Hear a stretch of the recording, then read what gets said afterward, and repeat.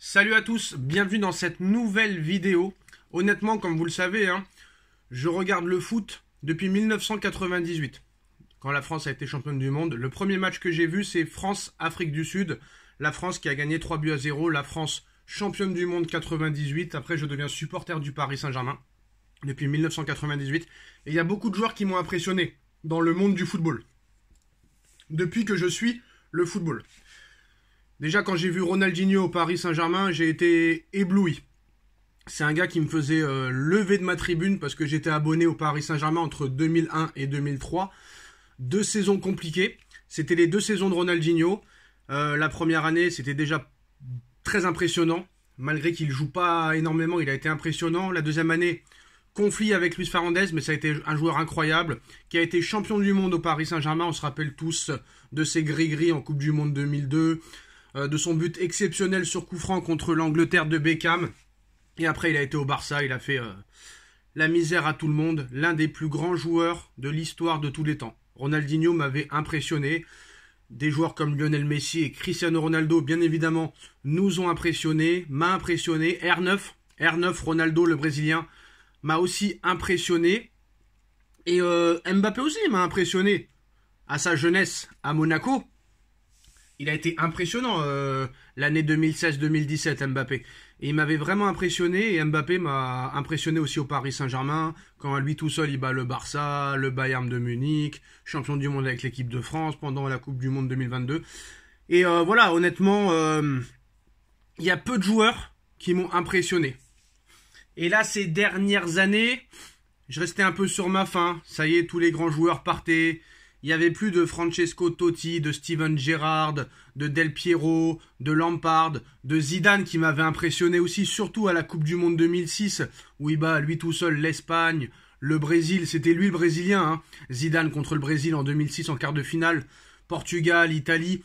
Zidane aussi a été un très très grand joueur qui m'a impressionné, Samuel Eto'o m'a impressionné, Didier Drogba m'a impressionné, Paoletta m'a impressionné.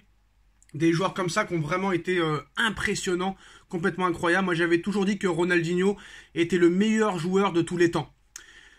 Il y a aussi Neymar qui m'avait impressionné à Santos, on va pas se mentir, même si je suis pas un grand fan de Neymar. Neymar à Santos et au Barça, c'était tout bonnement incroyable. Et si Neymar n'avait pas fait le bête, si Neymar était resté sérieux, peut-être que Neymar aurait été le plus grand joueur de l'histoire, le plus grand joueur de tous les temps, devant Messi, Ronaldo, R9, s'il avait été sérieux. Malheureusement, ça n'a pas été le cas, et on ne pourra jamais le savoir.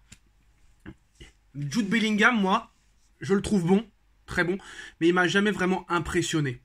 Vraiment, pas. Il m'a impressionné un petit peu en début de saison, mais pas vraiment à me lever de ma chaise. Vous voyez ce que je veux dire? À me lever de mon fauteuil.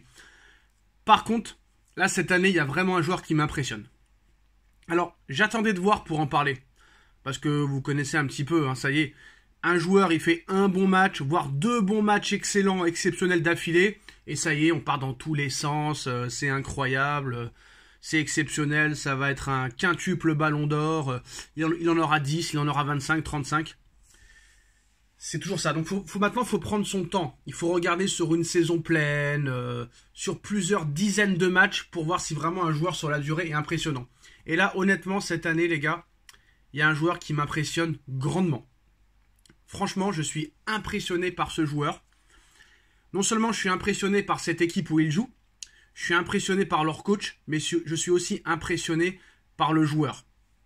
Qui pour moi, à l'heure actuelle, j'ai pas peur de le dire, vous pouvez m'insulter, me critiquer, me rabaisser, me mettre plus bas que terre. Pour moi, non seulement à l'heure actuelle, c'est le meilleur joueur du monde, ça ne tient qu'à moi. Si vous n'êtes pas d'accord avec moi, vous avez le droit. Mais en mon âme et conscience, je sais que j'ai raison. Et je sais qu'à l'heure où on parle, à l'heure où on parle, c'est le meilleur joueur du monde pour moi. Pour moi. Mais, il y en a qui vont dire, comment tu peux comparer ce joueur aux autres? Il fait même pas ci, il fait même pas ça. Calmez-vous, ça va arriver. Honnêtement, il m'impressionne autant en club qu'en sélection. Et en plus de ça, non seulement il m'impressionne, non seulement pour moi, à l'heure actuelle, dans tous les contextes de jeu, c'est le meilleur joueur du monde. Et je pense que si ça se passe comme ça doit peut-être se passer, non seulement ce sera le grand favori du Ballon d'Or 2024, mais pour moi, il peut grandement le remporter. Si bien sûr il n'y a pas de magouille, parce qu'on sait que le Ballon d'Or, hein, c'est magouille et compagnie.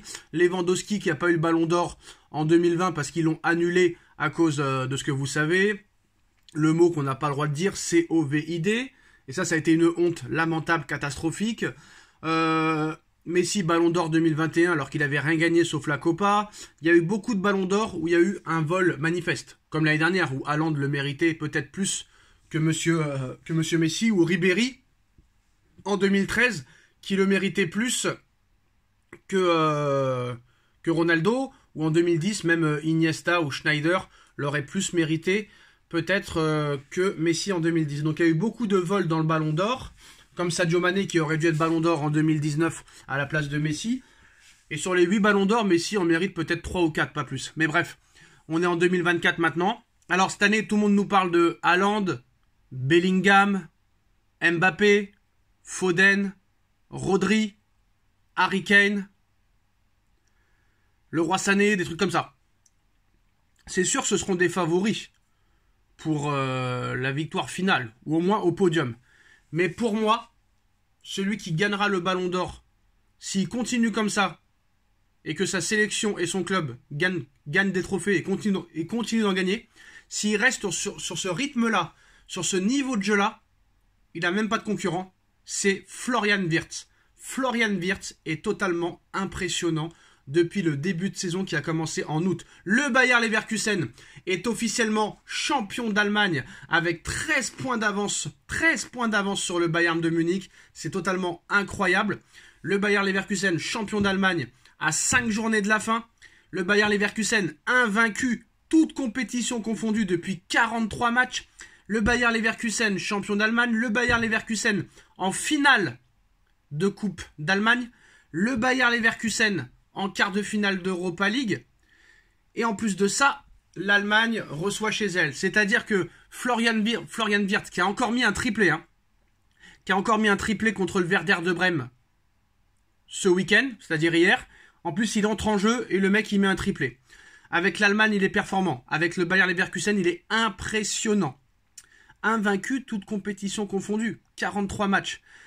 Donc le Bayer Leverkusen, déjà vainqueur de la Bundesliga. Le Bayer Leverkusen va sûrement gagner la Coupe d'Allemagne. Si en plus de ça, le Bayer Leverkusen gagne l'Europa League, triplé historique, et si en plus Florian Wirtz arrive à gagner l'Euro chez lui avec l'Allemagne, il sera forcément Ballon d'Or. Et en plus de ça, s'il gagne l'Europa League, il fera la Super Coupe d'Europe. S'il la gagne, il fera la Coupe du Monde des clubs. S'il la gagne, en plus en ayant gagné le championnat, il va faire la Super Coupe d'Allemagne. Donc il a encore un tas de trophées à gagner, Florian Wirtz, mais en ayant gagné déjà le championnat d'Allemagne, peut-être en étant invaincu, 43 matchs, toutes compétitions confondues, peut-être que Leverkusen va faire mieux que les Invincibles d'Arsenal, parce que le Bayern c'est toute compétition confondue, alors que les Invincibles d'Arsenal c'était seulement le championnat. Donc on verra si ça continuera pour le Bayer Leverkusen. Mais vainqueur de la Bundesliga, s'il gagne la Coupe d'Allemagne, s'il gagne l'Europa League, s'il gagne l'Euro chez lui avec l'Allemagne et qui continue à être performant et à ce niveau de jeu là et à ce rythme là, Florian Wirtz va tous les éteindre. Et moi, si je suis Luis Campos, si je suis Luis Enrique, si je suis Nasser Al-Khelaifi, si je suis le prince, mais je vais les yeux fermés sur Florian Wirtz. J'appelle le Bayer Leverkusen, je leur demande combien vous voulez. 120, 150, 180, 200, 250, c'est un joueur incroyable, c'est un joueur exceptionnel. Rien qu'avec le Bayer Leverkusen cette saison, c'est 18 buts et 17 passes décisives. Il me rappelle Modric, mais il est peut-être encore plus fort que Modric. Et oui, j'exagère pas, il n'a que 20 ans, il faut y aller dessus.